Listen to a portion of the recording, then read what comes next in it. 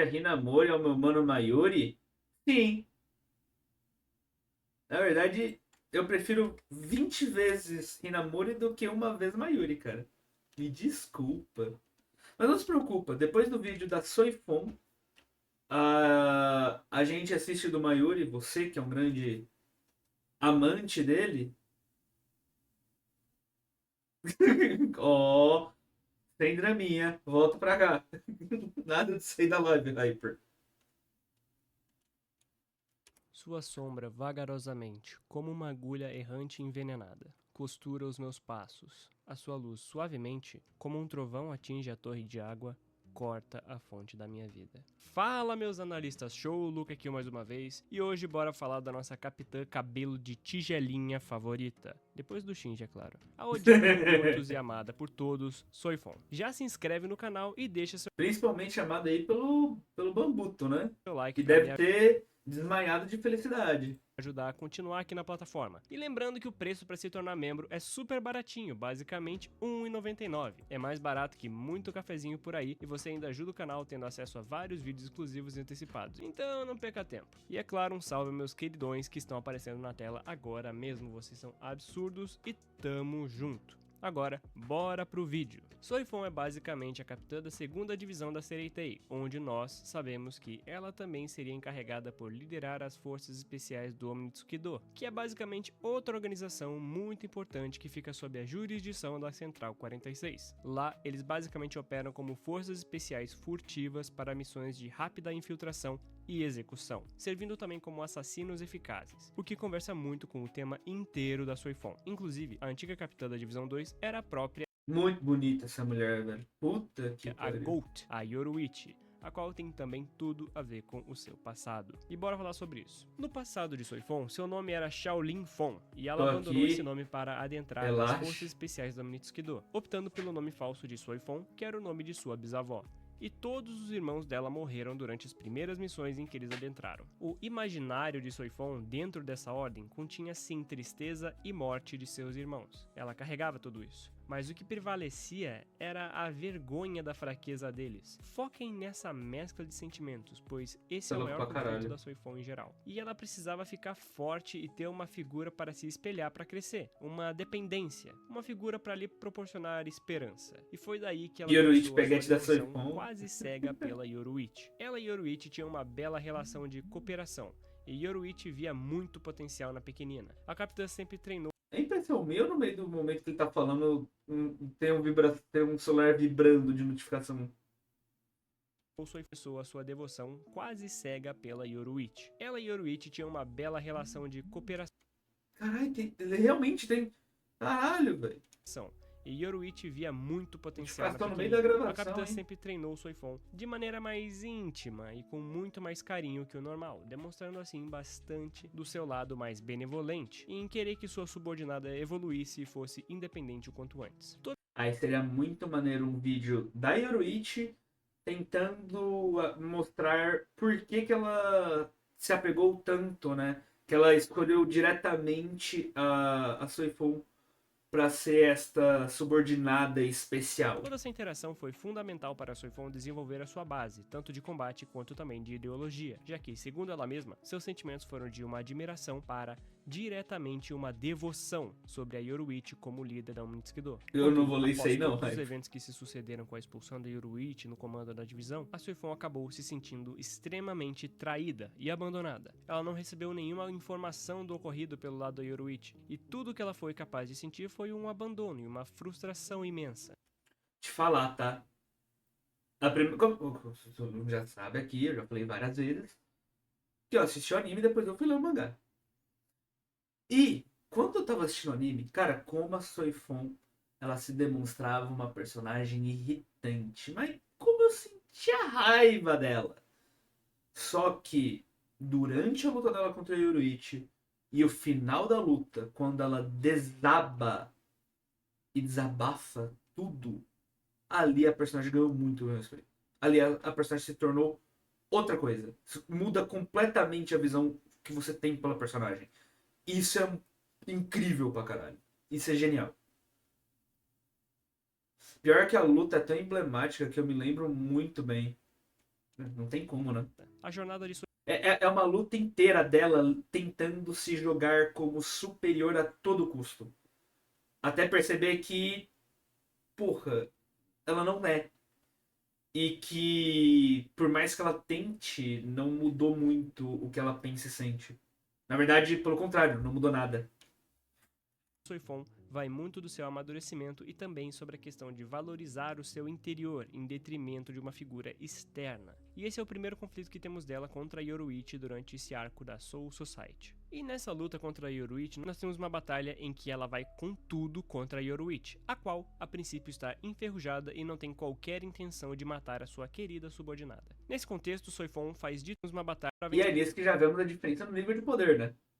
Porque Yoruichi, cara, essa luta é literalmente Dante Nero Devil May Cry 4. Um tá todo custo tentando fazer de tudo. O outro tá brincando. vencer É e se foda. autoproclamar como superior. E seu principal objetivo é provar a si mesma e para a própria Yoruichi que ela agora chegou no patamar de ser sua própria deusa. Toda a devoção que ela tinha por Yoruichi se transformou em uma vontade para superar a mesma e não depender mais desse sentimento submisso. Toda a devoção virou ego. E essa vontade desesperada de superar a Yoruichi durante a batalha foi para suprir essa carência que a ausência de Yoruichi deixou em seu passado. E a batalha se desenrola de uma maneira bem gradual, com ela tendo sim alguns feitos e acertos contra Yoruichi, mas no fim ela foi humilhada ao descobrir que a técnica que ela acreditava ter criado na verdade era muito mais antiga e já era usada por Yoruichi, a qual já tinha nomeado de Shunko, uma mistura de Hakuda com Kidos. E agora, bora falar sobre o poema da Soifon? O poema não é curto, mas ele é relativamente simples. De maneira direta, vamos analisar de 3 em 3 versos. Ok. Sua sombra vagarosamente, como uma agulha errante envenenada, costura os meus passos. Aqui ela refere a si mesma como uma sombra, dizendo que ela vagarosamente costura os passos de Yoruichi, ou seja, os copia, os repassa, como se fosse uma agulha errante e envenenada. Errante e envenenada se refere tanto à sua mentalidade errante e impulsiva, quanto também a sua Shikai, que tem o aspecto de veneno, o qual falaremos mais pra frente. Agora, continuando os 3 últimos versos, nós temos: a sua luz, suavemente, como um trovão atinge a torre de água. Wix te dá o poder. E... Passamos um vídeo inteiro sem tomar gank de AD. A Só fonte da porque minha a vida. Soifon tomou A sua um luz meio se do refere vídeo. à referência divina que ela tinha de Yoruichi como sua principal guia e esperança. Como um trovão Top Shikai, top 10. O pior que entra no meu top 10 Shikai também. Não só pela técnica, o design é maneiro pra caralho. atinge a torre de água e corta a fonte de minha vida serve como uma metáfora tanto para as habilidades de Yoruichi que remetem a trovões, quanto também a frustração de Soifon em ter a sua própria vida cortada por não ser tão habilidosa quanto sua mestra. Ela sente, acima de tudo, tristeza por sua própria incompetência ao não conseguir se equiparar a Yoruichi. Isso pra ela é literalmente o fim do mundo. Durante o arco dos Arrancars, uma luta que eu não posso deixar de citar é o confronto de Soifon com o Fraxion de Baragan, o chamado Didio Vega. Zangetsu entra no seu top 10 duas vezes. A Zangetsu clássica fica lá no 10. Ela é icônica, mas eu não sou muito. Sabe, ela entra pelo fato de ser icônica. E principalmente porque ela, com o White banhando ela, com as faixas pretas, a lâmina branca com o fio preto, eu acho maneiro. Eu acho muito maneiro. E. Ela bota o vermelho pra quê? Ah, o velho. Ah, tá. Nossa. Mas, tipo, ela é maneira, mas ela não tem nada de muito especial, na minha opinião, que faça ela merecer um lugar mais alto. Aí, a verdadeira Shikai, por mais que merecia ter alguma coisinha a mais, ela parece simples até demais para uma forma final do protagonista, sabe? Uma pré-transformação final do protagonista, vamos dizer assim. Mas ainda assim eu acho muito legal, principalmente pelo fato, né, de que o Kubo já falou, do Ichigo poder separar e juntar as duas lâminas em uma só, nesse conceito de lâmina e bainha. Isso principalmente faz eu achar isso mais legal ainda, porque traz essa característica tão diferente do Ichigo por ser um ser diferente nesse mundo. E nisso daí, essa Zangetsu, né, a True Zangetsu, ela entra no meu top 3. Ela fica no. Ela pega a medalha de bronze. Vega é um arrancar que serve a Baragan com devoção, e à primeira vista ele aparenta ser bastante forte por dar um trabalhinho pra Soifon, se equiparando em vários atributos. Nossa, como eu odeio essa luta no anime. Maluco do céu, mas como esses caras enrolaram nessa luta no anime, velho. Puta que pariu. Chega um momento que só tá rezando pra ela acabar, velho.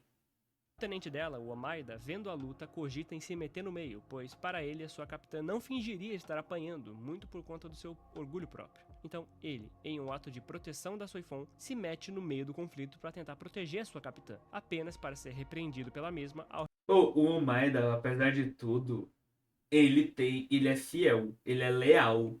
E isso é maneiro, tá? Principalmente pela mudança que eles fizeram no anime de que ele consegue salvar a irmã dele. Porque no mangá a irmã dele morre, né? Dá a entender que ela morre ali.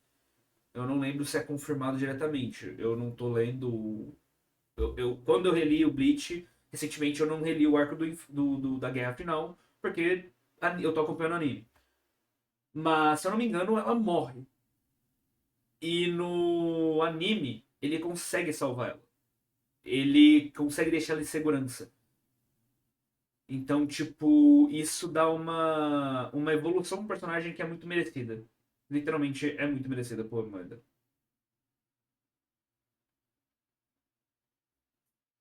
reclamar que, se fosse para ele se meter na luta, que fosse para acabar com a ameaça, e não para proteger ela. Mais uma vez, ressaltando esse lado da excelência dos assassinos da Mitsukido, em preferir matar seu alvo do que salvar seus companheiros. Mas enfim, a Soifon dá o maior blitz naquele cara, já que ela tava sim pegando leve com ele. E então, ela simplesmente perfurou o Didio com sua Shikai e o explodiu. E aí você pergunta, mas Luca, o que tem de importante nessa luta? Um bagulho que eu fiquei que na época eu achei forçação, mas depois olhando certinho, na verdade faz total sentido, é o fato de que ela perfura de lados opostos e ainda funciona. Só que aquele bagulho, ela não perfurou ele no corpo, na carne. Ela perfura o coração e depois ela perfura o coração novamente, só que do outro lado. Ela atinge o mesmo ponto, só que por trás. Então, tipo, faz sentido? Faz. Pareceu meio forçação. Eu achei a primeira vez que eu vi. Mas ainda assim é muito legal. E eu te respondo. Essa é uma luta que revela a evolução da Soifon perante o seu último encontro com a Yoruichi. Ao deixar o orgulho de lado e analisar o arrancar, ela aprendeu muito mais sobre essa raça que não tinha muita experiência, e também demonstrou um controle superior de seu temperamento afiado, pelo menos naquele momento. O que surpreendeu até mesmo seu tenente, e isso, ao meu ver, é um detalhe bem interessante, rico e subestimado em geral. É um demonstrativo óbvio de que a Soifon estava sim tentando melhorar e também aprendendo mais consigo mesma. Logo depois de vencer um dos Fráxios do Baragan, praticamente sem muita dificuldade, Soifon se depara frente ao antigo rei do Ruecomundo, o espada número 2, o próprio Baragan. Não tem E como essa é uma não tá o batalha design do Baragan, impossível para Soifon.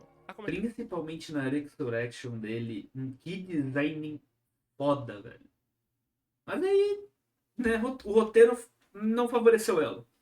É o pior counter possível, né? Como ele mesmo capaz de fala. anular completamente a vantagem da velocidade da Soifon, servindo como um counter perfeito para executar os ataques de Hakuda ou até mesmo tentar atingir ele com a sua Shikai. O cubo realmente dificultou para Soifon nessa ilha, já que nenhum dos ataques da Soifon seria eficaz para vencer o Baragan ali. Nem mesmo a técnica avançada de Shunko poderia ter alguma efetividade contra as defesas do Respira. E notem que todos esses confrontos do top 3 espadas têm alguma lição envolvida no final das contas. A de Soifon contra Baragan é uma luta que se trata de arrogância, de se enxergar como Deus, voltando novamente àquela mentalidade da Soifon em se enxergar como superior a Yoruichi, a qual ela era extremamente devota. O Baragan segue pela mesma linha, sendo uma caricatura exagerada do orgulho próprio em detrimento de qualquer outro ser, um retrato do que Soifon estava tentando se tornar no arco anterior. Agora, o Hachi chega para ajudar a Soifon, e com a estratégia de fechar o Baragan e o explodir com o segundo uso da Bankai da Soifon, eles conseguem até ferir o Baragan, porém,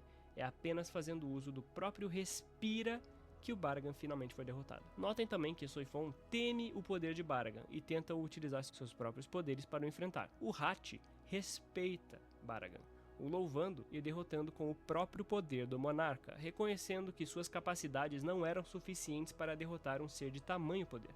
No fim, essa é uma luta que se trata de arrogância, ego e humildade. E é bem interessante como o Hachi literalmente termina a luta louvando o Bargan. Ele termina a luta prestando respeito a um ser de tamanho potencial. E todas as batalhas Tem como não, conversam mano. muito Hachi é com a foda evolução demais. da mentalidade da Soifon, a qual eu acredito que o público sempre vai reclamar muito. Ela é uma personagem muito emotiva e que faz de tudo para esconder seus verdadeiros sentimentos, em prol de sua postura como assassina. Em diversas cenas de crise, vemos Soifon perder a linha com seus sentimentos, em detrimento da lógica do momento, como é o caso da vez que ela se perdeu após a morte do Yamamoto e foi repreendida por Kensei e o Komamura, e eles obviamente estavam com razão. Já falamos aqui no canal muitas vezes sobre a diferença entre Shikai e Bankai, e como Shikai representa o lado mais externo dos Shinigamis que eles querem que os outros vejam, e a Bankai é a parte que representa o lado mais íntimo do Shinigami, um lado que eles costumam não gostar de mostrar e até não gostar de usar em batalha. Eles sempre ficam com uma expressão mais vazia, ressoante, como se lembrassem de traumas antigos ou experiências muito íntimas. Que oraco que o diga, né? Já que a Bankai é a manifestação do ego de um Shinigami desferido ao longo de anos para sua Zanpakuto, criando assim um ego próprio da Azauchi em questão. Logo temos aí a Suzumebachi, que é o nome da Zanpakuto da Soifon e significa literalmente ferrão da abelha ou vespa. E o comando da liberação da Shikai é Jinteki Shakusetsu, ou também chamado de perfure todos os inimigos até a morte. A habilidade da Shikai é a Nigeki Kesatsu, que significa eliminação em 2 etapas, a qual deixa as marcas em seus inimigos e precisa acertar 2 vezes para matar, algo que não é nada prático para uma assassina que deveria matar com apenas um golpe. As marcas têm o É a nome vida, de né? Homonka, que significa brasão de flor da abelha. E eu tava pensando sobre onde que poderia ter a origem desse poder da Soifon, sabe? Qual que é o conceito de matar com 2 hits? E por que motivo ela seria uma habilidade de hit kill envolvendo o acerto específico no mesmo ponto? E foi aí, no meio de uma noite aleatória, que eu percebi o motivo. Eu tava lá lendo uma novel de Naruto da Peraí, numa noite aleatória lendo Naruto, velho. É foda. Akatsuki, a Katsuki Hida, e foi aí que eu me deparei com uma coincidência que me fez entender tudo Porra!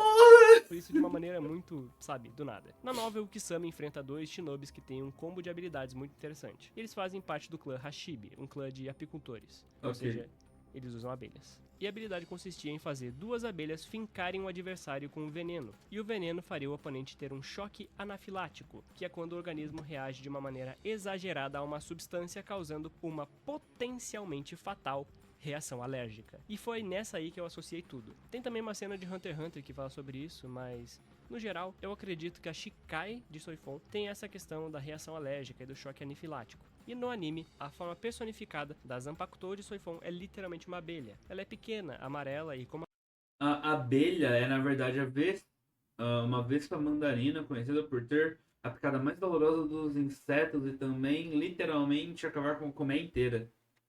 Mas vespa é uma praga, né, mano? Essa é a verdade. a paleta exata de uma abelha, além de também usar um ferrão. Agora, falando mais diretamente sobre a Bankai da Soifon, ela se chama Jakuho Haikoben, que significa chicote do trovão do deus silencioso. E seria uma possível referência a Yoruichi, pela questão da deusa do trovão silencioso. Isso faria sentido também, tendo em vista que a Bankai da Soifon representa o lado mais impaciente da assassina, em que, diferente da sua Shikai de 2 etapas, Soifon emite o seu desejo de acabar com tudo apenas com um golpe. Tudo isso através de um poderoso míssel teleguiado, algo tão estrondoso quanto sua verdadeira personalidade mais íntima. É engraçado também notar que ela sente vergonha desse lado dela e que ela se sente extremamente incomodada em saber que Urahara saiu por aí falando sobre sua Bankai pro Hashi. A evolução da Soifon também pode ser observada pelo quanto ela vai melhorando o uso da sua Bankai, conseguindo aumentar a frequência de sua utilização com o passar dos arcos, até o ponto em que vemos ela perdendo a Bankai durante a guerra para o Quincy BG9. E bora falar um pouquinho sobre esse confronto? Como eu falei, eu não lembro do mangá. Mas, cara, o fato dela usar a Bankai dela sem se preocupar, e principalmente o fato de que no arco da guerra ela não precisa mais estar amarrada a um local para usar a Bankai dela, mostra um pouco desse amadurecimento do personagem. Isso é maneiro pra porra, mano. É aquele bagulho no detalhe. Ele é bem legal. Olha, até hoje nós não sabemos o que exatamente é o BG9, ou BG9. E Embora nunca tenha vamos saber, teorias né? que falarei em um vídeo só sobre esse Quincy. Mas Ok. ele enfrentar a Soifon também não é uma mera coincidência nem nada do tipo. Existe mais uma lição nessa luta. A batalha dele contra a Soifon é uma lição sobre a eficácia em guerra ou em batalha, sendo o BG9 uma espécie de robô que opera em um modo baseado plenamente em sua eficiência para matar, fazendo um paralelo à questão da instrumentalização da Soifon por ter passado pela Mitsukido e servindo de arma sem sentimentos para a Soul Society. O fato do BG9 ter roubado especificamente a bancária Soifon também conversa com a questão dele ter diversos tipos de armas diferentes, já que a bancária Soifon é mais uma vez literalmente um fucking míssil. Será que um dia a gente vai descobrir o que o K do BG9 significa? E a batalha muda completamente com a evolução da Soifon em entender melhor seus sentimentos e utilizar o seu poder para proteger Omaida, algo que ela não faria normalmente, e também demonstrar a evolução de seu Shunko já dominado. Soifon superar a BG9 é mais uma demonstração dos passos de Soifon E ela com o cabelinho mais longo assim fica... Pitelzinho, em tá? atingir a sua plenitude como capitã. E não somente isso, mas também como Shinigami. No mais, a Soifon é uma personagem falha, teimosa e humana. O conceito dela é exatamente esse, e eu entendo o porquê de muitos não gostarem dela, mas eu peço que tentem se colocar um pouco no lugar da pequena enquanto leem o mangá. Aposto que isso vai melhorar um pouco a percepção que vocês têm sobre ela, tá? Eu sei, é difícil. Mas sobre a Soifon, é isso. Senhores, espero que tenham gostado desse vídeo. É uma personagem que eu acho que é muito subestimada, embora eu goste mesmo. bastante dela pelo visual, pelos poderes e pelo conceito principalmente, tá? A Soifon é uma personagem em constante evolução, muito humana, muito falha, e isso é muito legal de ver, cara. Sim. Então, é isso aí. Por favor, se inscreve no canal, ajuda. A verdade é que, em questão de conceitos, ela é bem completinha. Essa é a verdade. A Sophie é uma personagem muito completinha em tudo. E ela tem uma evolução constante. Ela sempre está subindo, melhorando. Isso também é muito legal. Mas de qualquer forma, teremos mais um vídeo do analista aqui ainda. Porque ele também tem um vídeo do Mayuri. E a gente tem no chat aqui o cara que é muito fã do personagem. Então a gente já vai assistir também. Não se esqueça que o vídeo original tá na descrição, é o primeiro link. Logo abaixo eu tenho um link pro meu canal de jogos. Que estou jogando Devil May Cry 3. Hoje mesmo, no dia 26 que está sendo esse vídeo, vai ter em live, né? Que a gente vai estar finalizando o Devil May Cry 3. Para a próxima live a gente começar aí a jogar o Devil May Cry 1. De qualquer forma, vejo vocês no próximo vídeo. Valeu, falou e tchau, tchau.